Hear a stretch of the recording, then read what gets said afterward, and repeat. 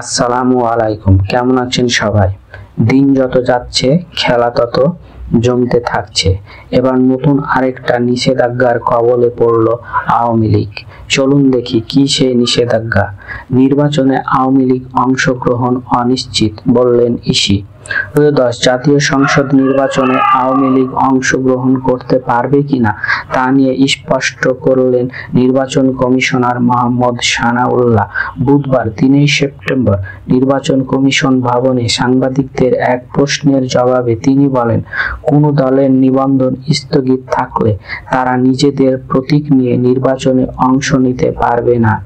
যদিও সরাসরি আওয়ামী লীগের নাম উল্লেখ করেননি, তবে নিবন্ধন স্থগিতাদেশ প্রাপ্ত দলকে ইঙ্গিত করে এই মন্তব্য করেছেন তিনি।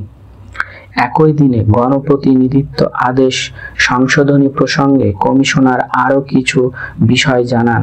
এর মধ্যে রয়েছে আইন শৃঙ্খলা বাহিনীর তালিকায় সশস্ত্র বাহিনীকে অন্তর্ভুক্ত করা, জেলা নির্বাচন কর্মকর্তা ভোট কেন্দ্র নির্ধারণ করবেন, ফেরারি আসামি, লাভজনক পদে নিয়োজিত ব্যক্তি ও সরকারি প্রতিষ্ঠানে 50% বা তার বেশি শেয়ারের কর্মীরা প্রার্থী হতে পারবে না।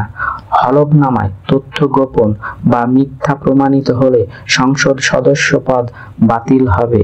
প্রার্থীর জামানত 20,000 থেকে বাড়িয়ে 50,000 টাকা করা হয়েছে। একক প্রার্থী থাকলে ব্যালটে না ভোটের ব্যবস্থা রাখা হবে। জোটবদ্ধ নির্বাচনে প্রার্থীরা নিজেদের দলের প্রতীকে নির্বাচন করবেন। ইভিএম সম্পর্কিত সব বিধান বাতিল করা হয়েছে। সাংবাদিকরা ভোট গণনায় উপস্থিত থাকতে পারবেন। নির্বাচনী পোস্টার বাতিল এবং সামাজিক যোগাযোগ মাধ্যম ব্যবহার করে আচরণবিধি লঙ্ঘন করা যাবে না। নিষিদ্ধ রাজনৈতিক দলের নিবন্ধন স্থগিত থাকবে, তাদের প্রতীক সংরক্ষিত থাকবে। সব জায়গায় ভোট শব্দ পরিবর্তন করে নির্বাচন শব্দ যুক্ত করা হয়েছে। ভিডিওটি দেখার জন্য ধন্যবাদ। আল্লাহ হাফেজ।